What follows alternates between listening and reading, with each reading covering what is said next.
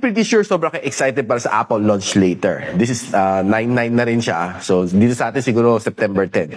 So, I have here already is the iPhone 17 na base variant. Ganda ang gandang color. By the way, these are dummy units. So, ginagawa siyang molde pang gawa ng mga casing. Was happen to be able to buy it. Ito ang iPhone 17 Pro. So, kita nyo yung design, medyo may pagka-Poco-ish yung design, no? And nandito Apple logo. So, medyo mababa, no? I'm not sure kung the real deal is gano'ng kababa o akit na konti dito. Feel ko somewhere dito is the sweet spot, no?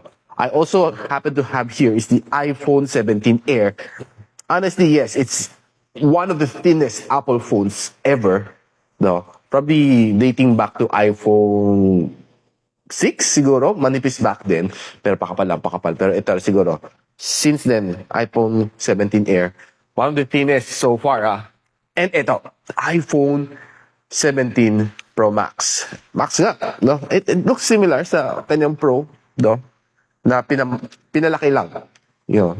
And probably there are some specs na madadagdag konti dito na wala doon sa Pro. So kaya guys, ano ang napusuan ninyo?